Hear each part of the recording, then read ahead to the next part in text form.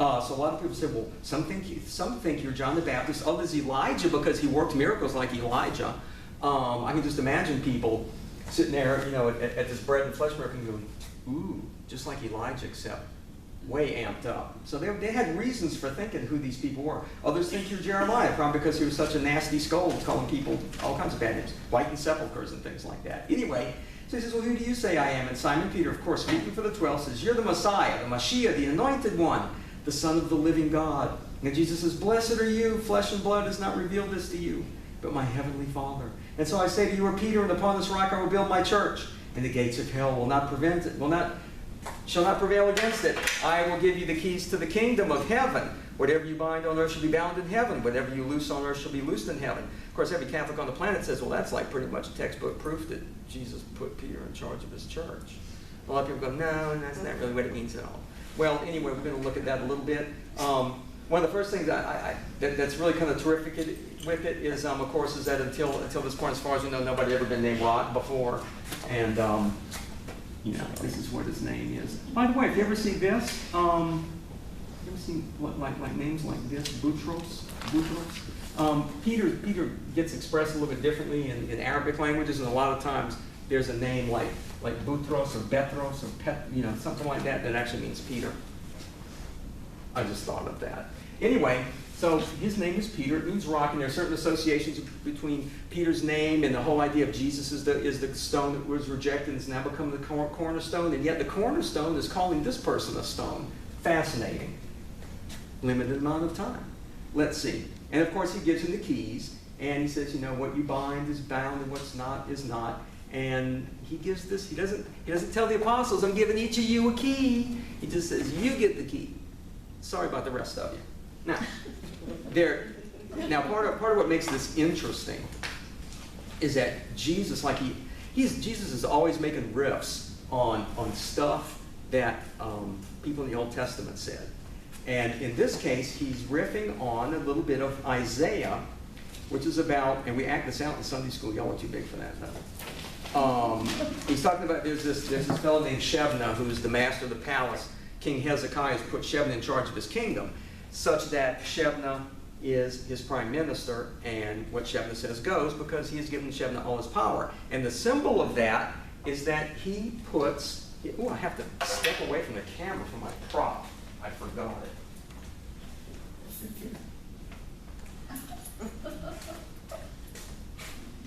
There, the keys. Now, here's what happens. Shebna is corrupt, and he has been siphoning off money in order to build himself a very nice tomb up on the mountain. And Hezekiah is displeased. And he says, I will thrust you from your office and pull you down from your station. Now, first of all, it's interesting is whatever this person, Shebna is not a person like Jesus or like Samson or something. Shebna is someone who holds an office. If Shebna is corrupt, the king doesn't say, oh, I can't have a prime minister ever again. No. He says, I'm going to get a new prime minister because the office goes on even if you're a jerk. So he says, okay, I'm going to summon my servant Eliakim. I will clothe him with your robe and gird him with your sash and give over to him your authority. I will place the key of the house of David on his shoulder. Now, first of all, he doesn't ask Eliakim if he would like the job. He says, you have the job. I can imagine Eliakim, no thank you. I didn't ask you. You have the job. Now, he puts the keys on his shoulder. What is the significance of the keys? Nobody knows the significance of keys? You know, I'll tell you, you can unlock people's stuff. Okay? Now, remember, suppose these are my keys, okay? One key is the key to my car. This is the key to my palace. This is the key to my camel stable. This one is a key to my harem. This is a key to my vacation palace. This is a key to my gold box. Now, okay, if I come to Eliakim and say, there, you have the keys. Now, what does the king trust the prime minister with? Everything. He has to trust him with everything. And he can't stand there he's like this. I'm the king. Do I want to have to run around all day saying, okay, you owe me $49, you owe me $18, you owe me $17, you owe me $822. Okay. Do I want to spend my day doing that, or do I want to lay around and have beautiful women peel me a grape? See, it's not a contest. That's what you go, you're the prime minister, you exercise my authority, don't disappoint me. Now, the other question is, why did he put him on his shoulder? Why did he put him on the shoulder? Why didn't he just say, here's your doggone key, here's the key, put your hand out. Why is it on the shoulder? Okay, why? It is a burden. Yeah, this is a burden. You don't want it, you get it. Exactly right, it's a burden. Now, the keys are real, but this is like a lot of things. Is Hezekiah puts real keys on his shoulder, and they have a true, real earthly function. They really do unlock doors. They really do put you in charge. But he puts them on the shoulder to symbolize something that you can't see, which is that they are also a burden. This is just a great example of something being used in a way that has a practical, physical dimension to it, but is also used to represent spiritual or invisible realities. I just love this little story. Now, this other thing is just terrific. Of course, he says, what he opens, no one shall shut. What he shuts, no one shall open. Obviously, Jesus is riffing on this whole event when he talks to Peter. And I love this other little bit, which we haven't gotten to yet. He says this, you shall be a father to the inhabitants of Jerusalem and to the house of Judah. So he's saying that how is Eliakim to be addressed by the people?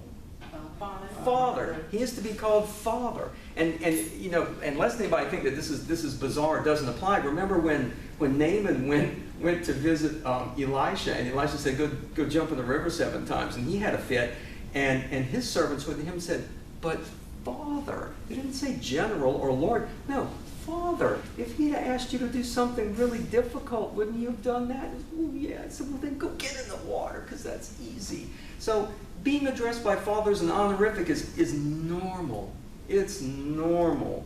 So, I think I burnt that one to death. Yeah, I mean, but you would really have to work to look at what Jesus did with that passage with Peter and not think that he's, I mean, how much more specific could Jesus be?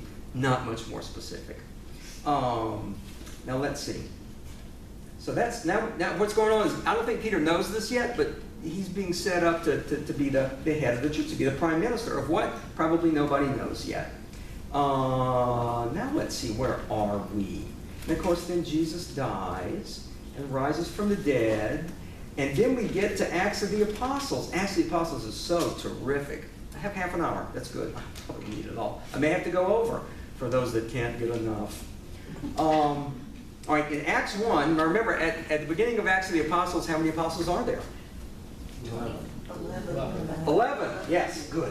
There are 11 apostles because the traitor killed himself. I probably need to erase again. All right. Actually, I'm erasing for no good reason. I have no idea. I have no idea what I might be drawing there. Probably inevitably something. Anyway, so there's 11 apostles. Why is this a problem? Why is it a problem? There should be 12. Yeah, there should be 12, even if he's dead. And so here's what happens, of course. Who stands up? Somebody stands up. Peter stands up. He does everything. They all know that they didn't get the keys. Peter stands up and he says, well, you know that Judas is gone. He was numbered among us and was allotted a share in this ministry. And that does beg the question, what ministry exactly? And we're about to find out. It says, it's written in the book of Psalms, let his encampment become desolate, and may no one dwell in it. And may another person, in this translation, may another person take his office. So once again, an office is not something that goes away when the person dies. And that's exactly what Peter says. He says, what we are as apostles is not something that dies with us. What it is continues. And that's why I was erasing, because I had to spell something. There are a lot of different ways that passage is translated. It depends on how much you hate Catholics. The actual word in Greek is this. It means, and the way it's literally translated, I love the King James Version for some things, and boy do I love it for this. In Sunday school, if I'm trying to make a point about that the church has offices, I'll go ahead and talk about it in terms of it's an office. But if I want to emphasize bishops, that the apostles relate to bishops, then I will use the King James word, which is so charming, is bishopric. Oh, I love it. Isn't that great? Anyway, so depending on what version you're reading, it says, let another person take his bishopric. Now, we have to learn some Greek. Let's see. Because the church is kind of bumbling around right now. This is before Pentecost. I don't think they know what the heck is going on. But they do have them. Even that's it. Think about it. Even before Pentecost, the apostles already figure out that when one of us is gone, we need to make another one. Let me think a little bit. Let's see. Does anybody know what do you call that thing? What do you call the thing that you use to see stuff far away? Telescope. Oh, you were so smart. All right, I'm not going to write it down, but we're writing it the Greek way. It makes it more of an adventure. I think they spell it like this. I think it's like, all right, like that. How about the thing you use to see stuff that's real little? Oh, y'all are just killing me. Y'all are smart as sixth graders. It's like a TV show kind of, or something like that. Okay, that's right. Now, y'all can probably already tell me what scopos probably means. To see. Ooh, yes, to see. Thank you. And by the way, we have to change this now into the noun form, episcopos. All right. Does anybody know what it is when the whole nation suffers from a disease like flu and millions of people catch it and die? Thank you. Y'all are so smart. Somebody probably already knows that Greek word, that Greek root. Half? No. Ooh, close. Ooh, here, let me give you the root. That's not Greek though, is it? Look. Demi for half? How about that? Demonstrate? Demos, democracy. Freedom? People. People. Because the disease is, you might want to guess what epi means. And if you use demo with live, don't get mad. Yeah, no, that's fine, that's fine. No, that's good, that's good. Anybody, but if it's an epidemic, it's what the people, blank the people. On the people. Of the people. All the people. To the Close, people. close. That's close enough because we have limited time. Over the people. Oh, epi, yeah. Over the people, okay? Just like epicenter, the epicenter, like you talk about the epicenter of an earthquake. Yeah, I'm going to use that next year.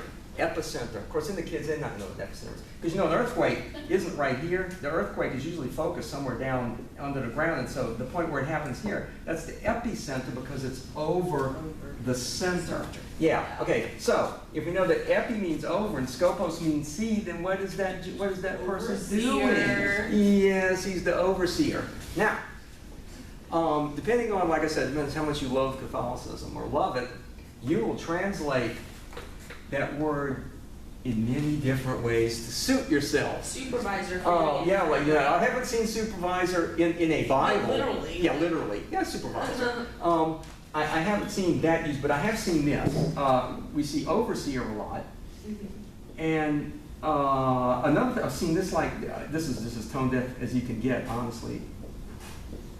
Place of leadership. How convoluted does it get so that you can't let the Catholics have the traction that's lying there in the Greek?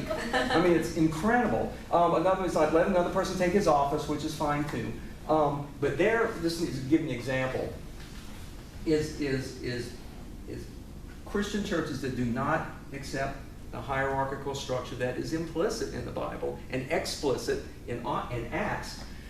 Will completely strip the word bishop out of the Bible. In the King James Bible, which is not beating any drum for Catholics, the word bishop shows up 6 times.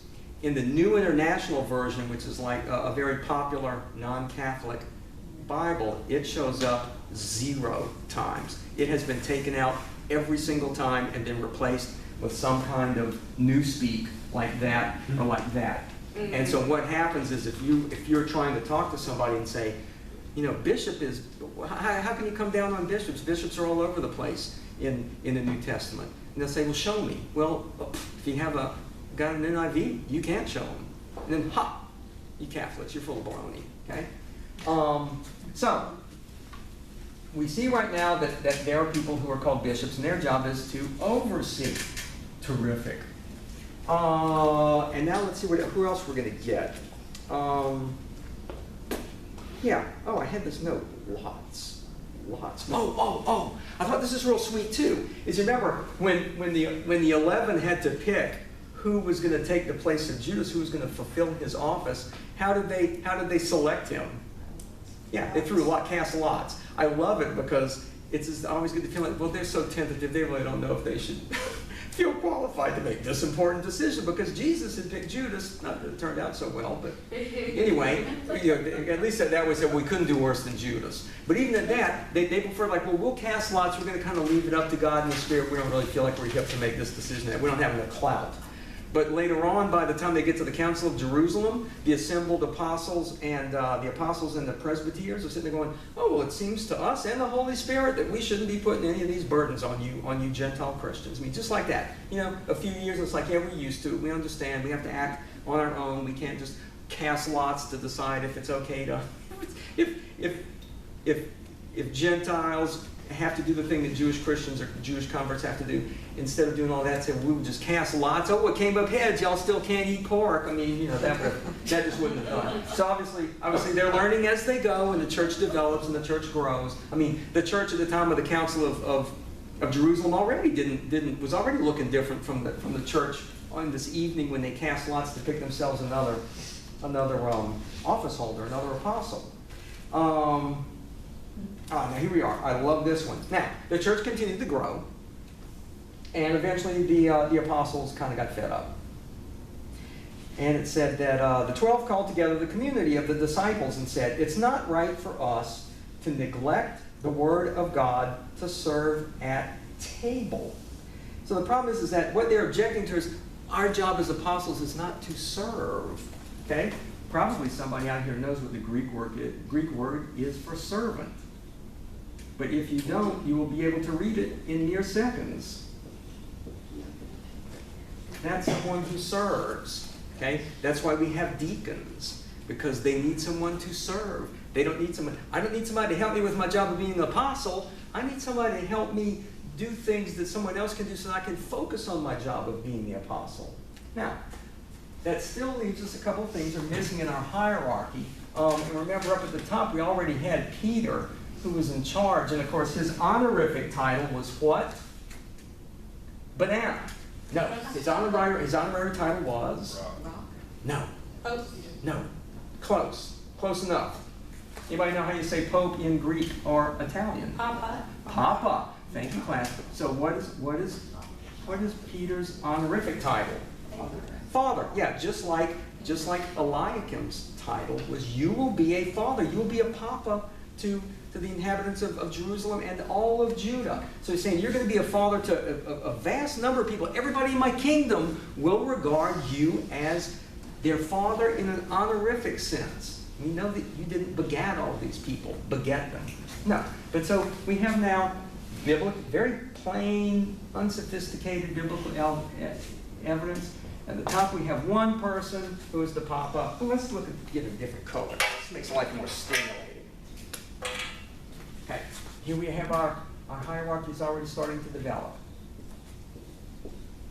So we have a papa, we have bishops, we have deacons, and now we have something else that fits in here too.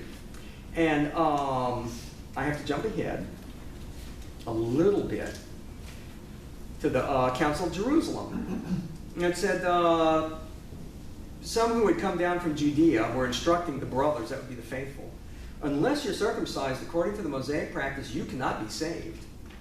And there was, as they say, no little dissension. I can just imagine all the screaming and fighting and punching. If somebody told me I needed to be circumcised, and I wasn't, and I was my age.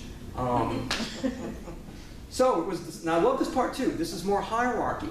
This is with Paul and Barnabas were taking care of this. Now remember, Paul had Jesus Christ personally appear to him, and at least in art, examples of art, knock him off a horse. That's like quite the endorsement if you say, well, I'm Paul and Jesus personally knocked me off a horse and scolded me and told me what to do. So I'm kind of the 13th apostle and I have a ton of authority, so stand back. I'm about to decide something. But what happened is Paul and Barnabas did not make this decision because they deferred to the hierarchy. It says, it was decided that Paul, Barnabas, and some of the others should go to Jerusalem to the apostles and presbyters about this question.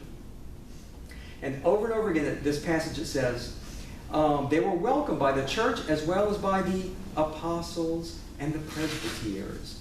the apostles and the presbyters met together to see about this matter. So there's a whole lot